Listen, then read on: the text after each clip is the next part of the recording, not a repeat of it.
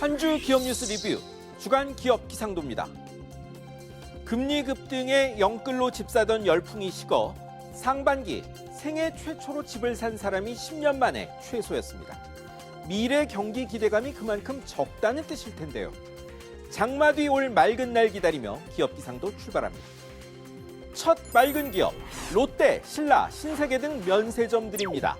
면세품 반입 한도 확대로 화창했습니다. 정부가 내년부터 $600인 면세품 반입 한도를 $800로, 술도 한 병에서 두 병으로 늘립니다. 3월부터 내수 살린다며 구매 한도는 없앴지만 반입 한도는 그대로라 많이 사서 외국에 두고 오란 건지 면세점도 소비자도 어리둥절했는데 조금 정상화한 겁니다. 소비자도 좋지만 코로나 사태로 힘든 면세점 지원 성격이 강합니다. 코로나 재확산 그친 뒤 다들 웃는 기회 되면 좋겠네요. 다음은 LG화학입니다. 반도체 이은 배터리 동맹의 핵심으로 떠올랐습니다. 바이든 대통령 방한 때 삼성전자 가고 현대자동차는 CEO 독대했죠. 지난주 방한한 옐런 재무장관은 LG화학에만 가면서 배터리가 또 다른 한미 경제 안보 동맹 축으로 부각됐습니다. 자회사 LG에너지솔루션 현지 배터리 공장 이어 LG화학은 배터리 소재 북미 공장을 검토 중입니다. 무제한 정부 지원과 외국 기업 발목 잡기란 기울어진 운동장이 중국식 전략이라면 우리의 무기는 기술과 동맹입니다. 이제 흐린 기업입니다. 먼저 SK 하이닉스입니다. 메모리 반도체 경기 하강 전망에 공장 확장 일단 멈췄습니다. 세계적 불황 전망 확산에 첨단 기업들도 흉년 대비에 들어갔다는 소식 이어지는데요. SK 하이닉스 이사회도 4조 원대 들여 내년 착공하려던 청주 공장 증설 결정 전격 보류했습니다. 내년 투자도 줄인다는 외신 보도도 있었죠. 언젠가는 하겠지만 일단 비는 피하고 보자는 겁니다. 국내만이 아닙니다. 애플도 TSMC도 모두 투자, 채용, 경비, 긴축 들어갔죠. 힘든 시기 오겠지만 이 파도를 누가 잘 넘느냐가 다음 승자를 결정합니다. 다음은 KB, 신한, 하나, 우리, NH농협 등 은행들입니다.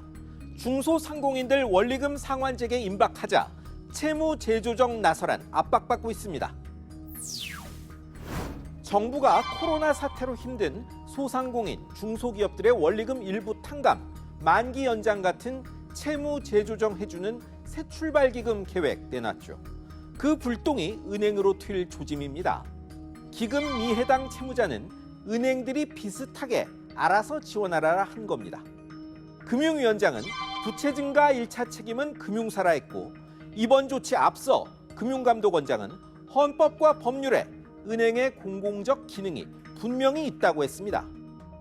부실 처리하느니 일부라도 상환받는 채무 재조정은 은행에도 유용한 제도입니다.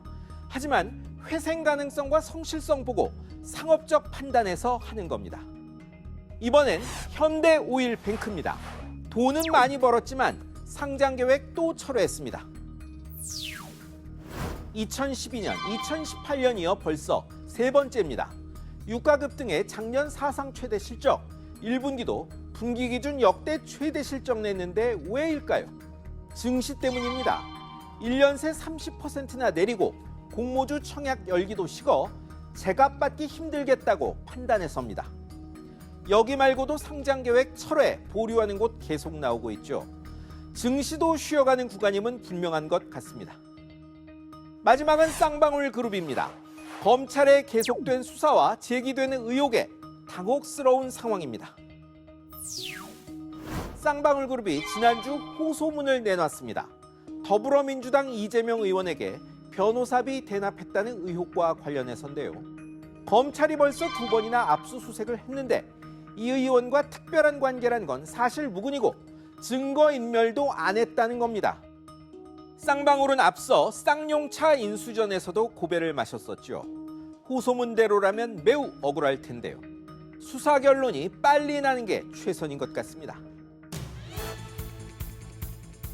주식, 가상화폐 비투 손실을 왜 탕감해 주냐? 힘들게 갚아온 사람은 뭐가 되냐? 정부의 채무 재조정 대책에 여론이 안 좋습니다. 늘 있던 제도란 정부 해명은 맞습니다. 하지만 도덕적 해이막을 엄격한 기준 없이 세금과 은행돈으로 메우면 된다는 생각은 금물입니다. 지금까지 주간 기업 기상도였습니다.